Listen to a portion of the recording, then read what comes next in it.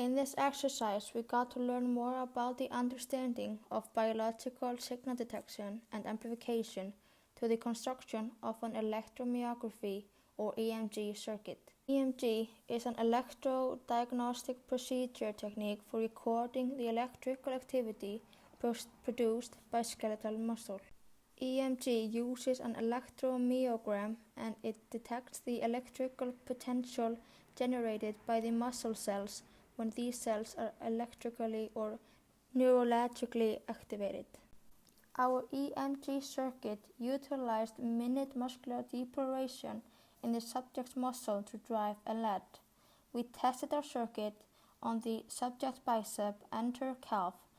Before we start explaining the circuit, it is right to point out that we were working with another group because we both had a lot of difficulties and same problems while building the circuit, so we decided to work together and got permission for that.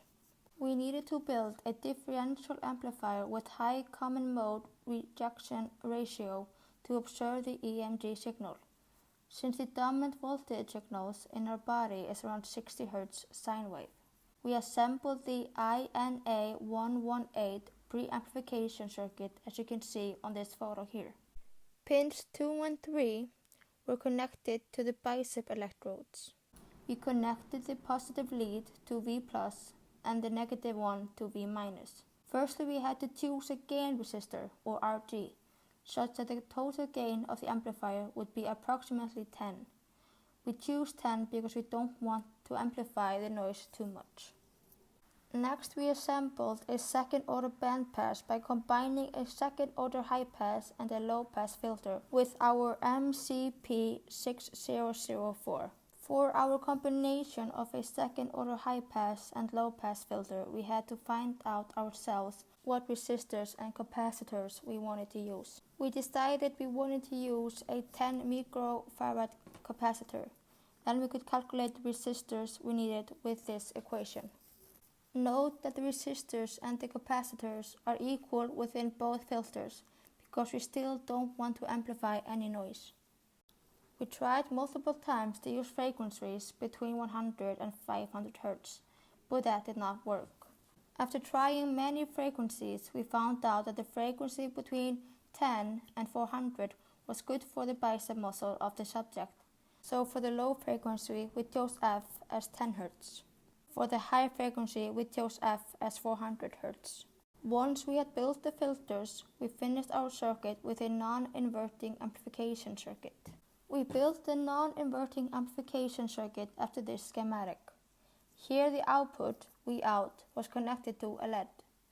For this circuit we had to calculate values needed for a gain around 1000 with this equation.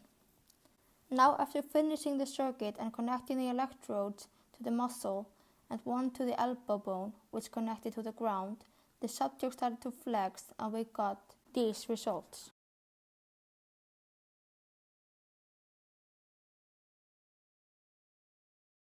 For the second part, we chose to test the calf muscle. We had to start the whole process again to find the resistor, capacitors and the gain that worked, since our earlier circuit didn't work for the calf. We tried all kinds of low passes and high passes and different gains, but in the end, these are the ones that worked. For the high frequency, we chose F as 160 Hz and the capacitor as 4.7 microfarad. For the low frequency, we chose F as 17 Hz and the capacitor as 100 nanofarad. For the gain resistor in the INA118 preamplification circuit, we used a potentiometer. After some testing, we got that the potentiometer was 4.7 kiloohms.